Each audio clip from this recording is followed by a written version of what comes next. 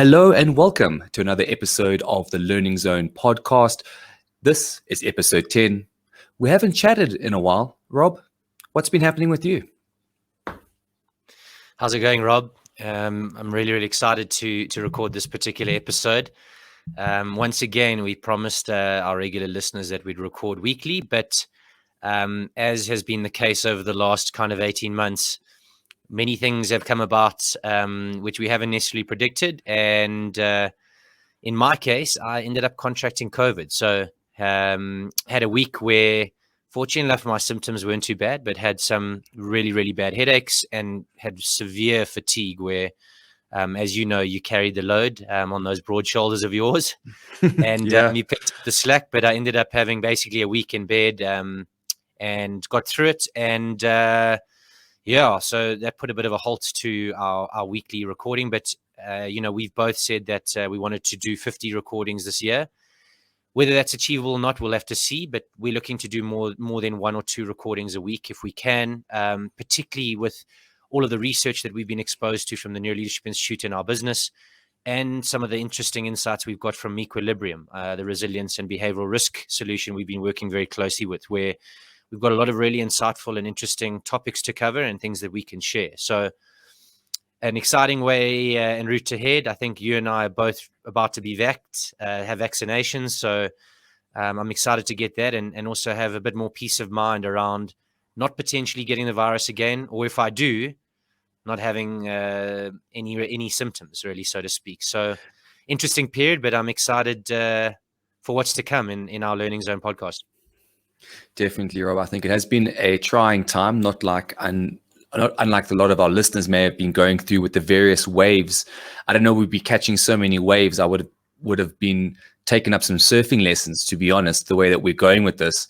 But, it definitely was tough. We're obviously very, blessed and grateful that you have made a full recovery from COVID. It was a trying time. And I've often said my shoulders are broad, but not that broad to take on that kind of workload. But it was definitely a trying time. And I'm definitely feeling close to tired, fatigue, or burnout's even a thing.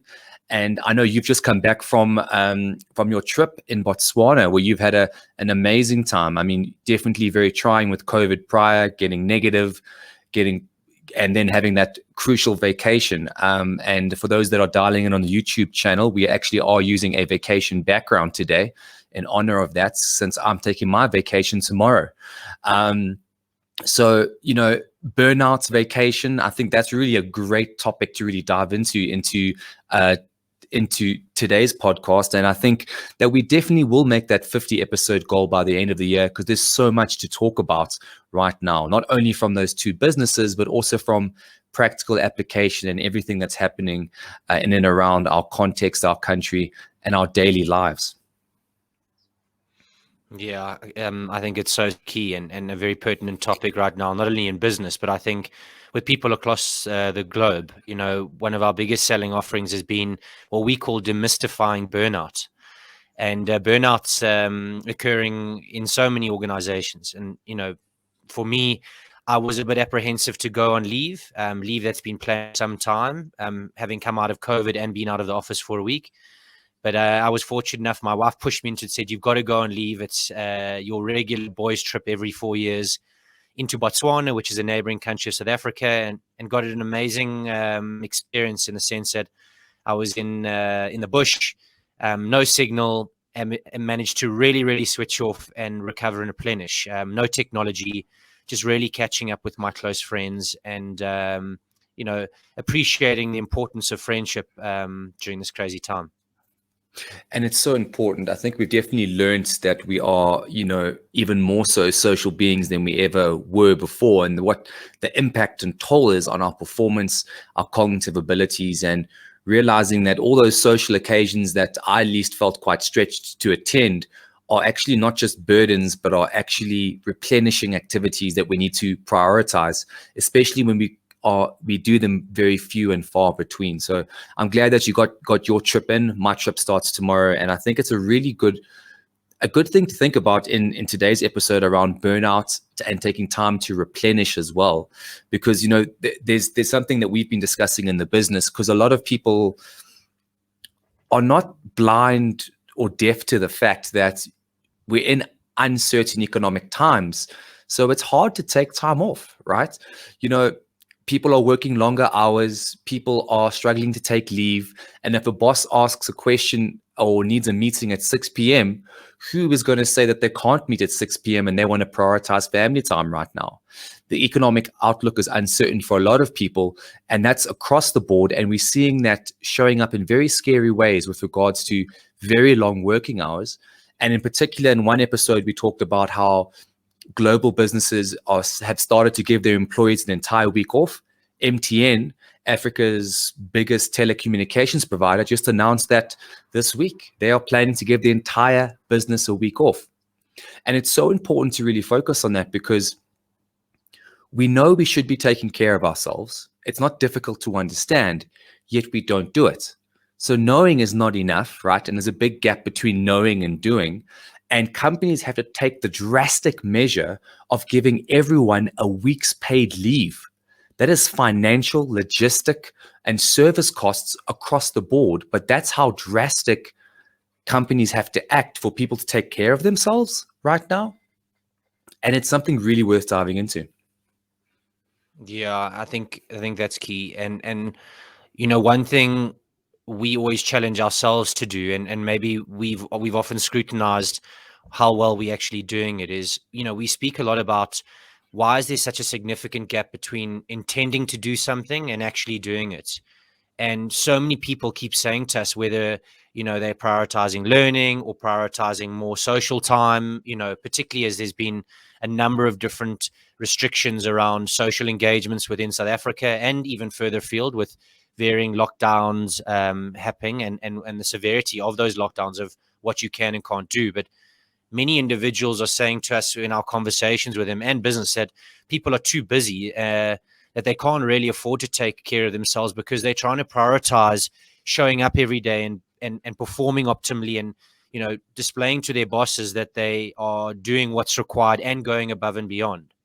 But really, the shift should be from an action standpoint, to not saying I'm too busy to take care of myself, but as you've often said, is you're actually so busy right now, and there's so much happening in this virtual world of work, that you actually can't afford not to take care of yourself now. That should be one of the key priorities in your day-to-day functioning, and the way you go about what you do. You really need to prioritize all the things we've spoken about previously, so that you're performing your best when you need to perform. And as we spoke about previously, that oscillation principle in business is critical. Oscillation meaning, setting aside time to recover, so that you're your best self when you need to perform. And it really is, taking care of ourselves is really like a to-do list, right? Like on a long list of to-do lists, like renew my license, buy groceries, do this work, play with the kids, take care of my partner, do something nice. Self-care is something that we often marginalize in times like this, without the real appreciation that self-care is going to increase our level of performance. Because we often, like I've said, we often say that I'm so busy, I can't afford to take care of myself right now. And that's a destructive habit and behavior and mindset. And we need to start shifting that into, I'm so busy right now, I can't afford not to take care of myself. And that's really one of the big things we're seeing with a lot of clients right now. And we've really tried to unpack, why are we struggling to do that? And that's really because self-care is a team sport. People know how to take care of themselves. Just Google anything on the internet right now, you're bombarded by it. But why do we struggle to do it? And it's because of the social dynamics that are often at play. We found that in large corporates, we found that in our team as well. And there's a number of ways that we are trying to shift and change that. And just one of the ways in where we're trying to do that is with a team charter. Now, a team charter is something that we've recently started experimenting with, and a number of our clients. And it's really about redefining the performance standard and redefining explicitly, what does good look like and what are the expectations of the team with regards to certain things that are preventing us from taking care of ourselves. And some of those things include expectations around when we communicate, when we're expected to be online, when we're expected to be offline, when we are expected never to be contacted because we're doing self-work, what communication channels we use via Slack, WhatsApp, email, and what times are appropriate to communicate. And it's really important because a lot of people in economic uncertain times, if they get an email from their boss at 7 p.m., we feel the need to reply straight away, even if it's nonsensical as a reply, just to say, here, I've got it, like I'm working right now at 8 p.m. to show up and show off. But it prevents us from taking care of ourselves and also setting boundaries where we could unintentionally be setting meetings or communicating when people are trying to rest and recover, because everyone has different rhythms. I mean, one of our consultants does the school run every day, and she loves to rather email on Sundays and between 6 and 8 p.m. That's the best time for her because her daily schedule is different to people that don't have kids of that age. But does the rest of the team appreciate that? Or do they feel, that they're not carrying the team if they're not online at 7 p.m.? So having a team charter which has a common understanding of expectations around when we are online, when we're offline, when you're expected to reply, more importantly, when you're expected not to reply, is so important. And we need to make that really explicit for a lot of people right now. Otherwise, we have to give 20,000 people a week off at once just to be that drastic if we're not having these team charters as part of a discussion. Yeah, and that's been a fundamental component of the work we've done within organizations and teams. But I want to mention something that you just touched on now, which people really need to consider. We've spoken in the past around the research we've been exposed to from the Neuro Leadership Institute around the social brain, and we are inherently social beings. But when you spoke of a boss sending out emails at 7 p.m., what does that speak to in terms of role modeling and embodying and displaying and validating what it is that you say? Actions speak louder than words. But if I, as a leader, say, after 5, let's prioritize recovery and spending quality time with family and friends and those close to us, or for exercise, or whatever it is you use to replenish. And I start sending out a number of emails with actions linked to those emails, and expectations around when that's finished. What does that then lend itself to? Your team then feel they need to respond. And so people start working outside of those earmarked or demarcated times that you've confirmed and agreed where you'll work. And ultimately, you shoot yourself in the foot. So in that team chart and that social dynamic, the leader has to fundamentally role model what they want to see. And there needs to be congruence between what they say versus what they do.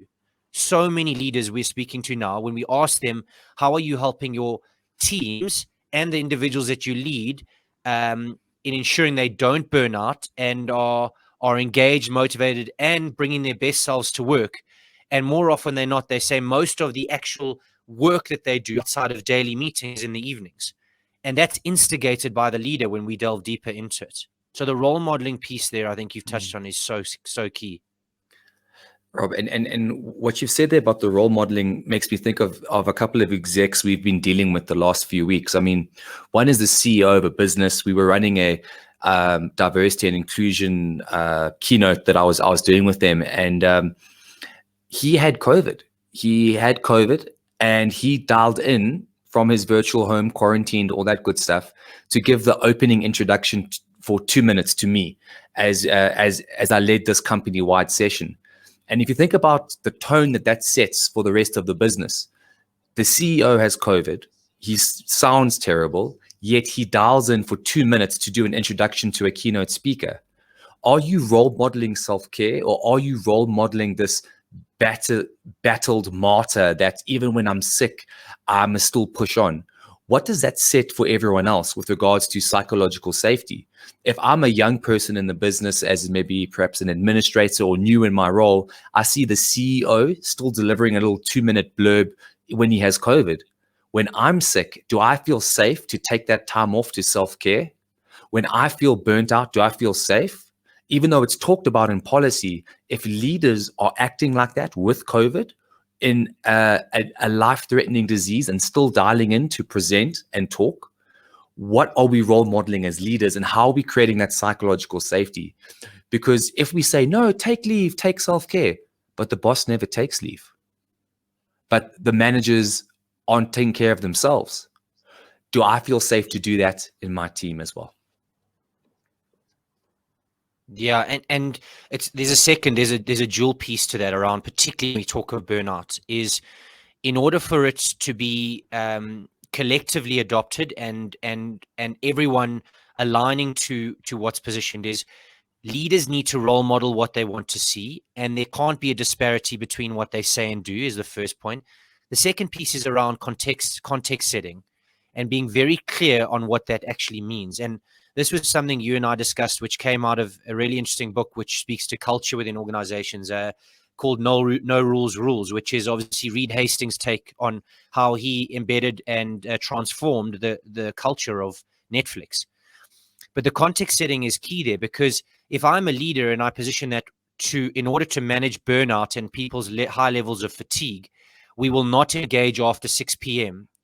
I then also need to set context when there is variability in that potentially. For instance, a client may call and say there's a drastic change to tomorrow's solution that you're delivering, or a product that you've sold us, we'd like a change in that. Then obviously you can maneuver and there's subtleties around that, but the context needs to be made clear and people need to agree on what that context is, or the variable factors that would shift those things. Because without that, then, it just becomes gray and ambiguous and people don't know what to do. So for instance, as you've touched on, if we say that between 1 and 2, we won't ever have meetings, and we give that as a midday time for people to go on a walk or to exercise, then the context is that nothing happens within 1 and 2 regarding demands of people or deliverables of people, because that needs to be blocked out for them to do that and prioritize exercise and rejuvenation, as an example. And I'd encourage the listeners that are listening in right now or watching on YouTube to reflect on, do the leaders in my business role model that self-care and create that context? And if I'm a leader, do I do that as well? Am I creating the psychological safety by role modeling it for other people to do the same? And psychological safety, put simply, is, can I speak up or do something without fear of retribution? So if my leaders are taking care of themselves, I feel safe to do the same with me. If they aren't taking care of themselves, if they are working 24-hour days, if they are emailing on weekends, unconsciously, that psychological safety is not safe for me to push back against that and speak up against that mandate that's been set there as well. And that's really why self-care is a team sport. And the boundary management there, I think you've touched on, is very key. If you have a psychologically safe culture, a leader can say on a Saturday evening, guys, I'm just catching up on things, and send a WhatsApp or a note on Slack, as you've said, or whatever platform you use. Monday.com, some of our clients have been using. Whatever that project management or kind of engagement that you have within your team, whatever platform that may be, is that you need to have a culture where the team can say, is this the priority for Monday morning? If not, could we not address this on Monday morning? And I think then leaders obviously go, sure, that wasn't my best. I'm just catching up on the things I needed to do, but I didn't require anything of my team. And I think we've seen that where teams have that psychological safety and the voice to be able to speak up and out, we're seeing greater levels of engagement, greater levels of fulfillment, greater levels of motivation, and lesser levels of burnout and fatigue, because people are prioritizing the things they need in order to bring their best self to work. And you know what, Rob? I don't think there's a golden bullet, but there are things we need to do differently. And part of that is having that team discussion, as you've shared here. How are we role modeling? How are we building the right context? And as a team, a small dynamic unit, do we have an explicit one-pager, a team charter around everyone's shared understanding of when we were expected to reply, when we were expected to touch off, and dial off, and what we should do differently around it. So just to kind of close out on the team charter, those things we need to focus on is expectations of asynchronous hours of availability. Essentially put, what times are we expected to be reachable and what times are we expected not to be? So let's say 9 and 3. 9 and 3 is meeting time. Anything before or after can't happen as a team and should only happen if people are dead and dying. Furthermore, when is exactly no meeting time? No meeting Mondays, no meeting mornings. And how do we stick to it as a team? And when do we break our own rules? Another important point is, when is self-care time? Do we have that put in? And what stops us from, taking care of ourselves in that vein? And then I think probably one of the more nuanced things is expectations on communication and the channels that we use. We had a very fruitful discussion in our team. We use a multitude of associates and full-time employees. And I remember talking to one member of the team where she said, Rob, I reply on a Sunday because it suits me. Sundays, I'm an associate. I have multiple clients and different projects, but Sunday afternoon's the best time in my household, in my natural rhythm and balance of my family. There's no expectation for you to reply on that Sunday. That's just when I get to my stuff.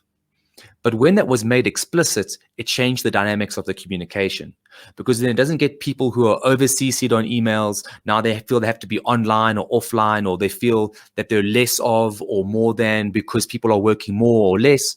We have expectations that are defined and on a piece of paper. I think that's really the best thing, because we aren't defining these, because we don't have like a half page with 5 bullet points of hours and expectations. We're led by bias. We're led by assumption. And if there's one thing we know about the brain, which we know a lot, it's that in uncertainty, we assume the worst. So our brain is led by bias and these threat states. When we receive mails from our boss at 7 p.m., why aren't we working? Should we be working? And as soon as we make the implicit explicit, we create more certainty for ourselves. And then when we actually go on leave, we can relax by not always being online and not checking our mails or having to feel that we are connected. Yeah, that's so beautifully put, Robin. I think some really, really practical and easy to apply tips. Because once, as you say, you apply that discipline, you have the context and you agree on how you'll support each other in bringing your best self to work, it becomes a natural rhythm, and the cadence with which that occurs is fluid. And so I really, really like what you've shared there. So my commitment to you and your leave next week, because I think you've got a nice 8 or 9 day break ahead, is, whilst you carried the load while I was gone, is that you won't hear from me. And you can come back stronger, better, and really, really replenished to finish the year strong. So thanks for those tips. I think they're really, really good, and I think something that everyone can apply instantly and start to think about in working with their teams. I couldn't agree more, and I'm going to hold you to it, Rob. Let's not talk to each other for at least a week, and we come back replenished and recharged, and really embracing the idea that self-care is a team sport. I want to thank everyone that's dialed in for this episode 10. Again, as always, it's been Rob and Rob. Goodbye for now from me. Ciao, guys.